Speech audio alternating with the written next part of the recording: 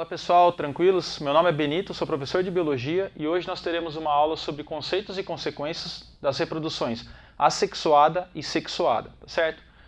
Pessoal, aqui na lousa nós temos um quadro comparativo entre as reproduções assexuada e sexuada, tá certo?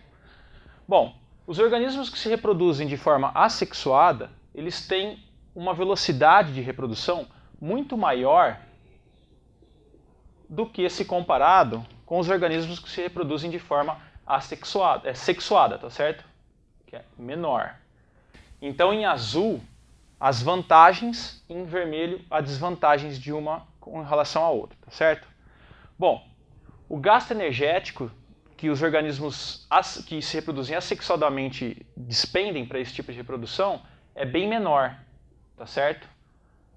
Por quê?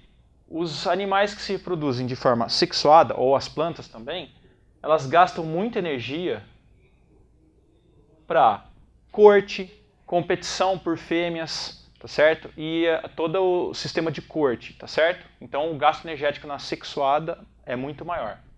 Pessoal, com relação ao número de descendentes, os organismos com reprodução sexuada deixam um número muito maior se comparados com os organismos que se reproduzem sexuadamente, tá certo? Então, eles conseguem se reproduzir numa velocidade maior, com gasto energético menor e um número de descendentes muito maior. Isso tem uma vantagem evolutiva enorme sobre a reprodução sexuada, certo? O número mínimo para a reprodução desses organismos na assexuada é de 1, enquanto os organismos sexuados precisam de no mínimo 2. Então, mais uma vez, a vantagem da reprodução assexuada com relação à reprodução sexuada. Eu posso ter um único organismo recolonizando um ambiente inteiro, enquanto que aqui nos organismos sexuados precisando de no mínimo 2. Perfeito? Galera, com relação à variabilidade. A variabilidade na reprodução assexuada é muito pequena, tá certo? É pouca ou até às vezes inexistente. Perfeito? Porque o único fator que influencia aqui nesse tipo de reprodução seria a mutação. A mutação, então, que promoveria a variabilidade genética nesses animais, tá certo? Ou nessas plantas. Enquanto que na sexuada, nós temos uma alta variabilidade, tá certo? Variabilidade alta. Por quê?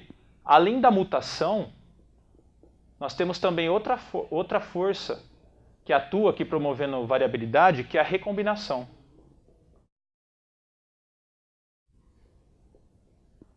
Recombinação, tá certo?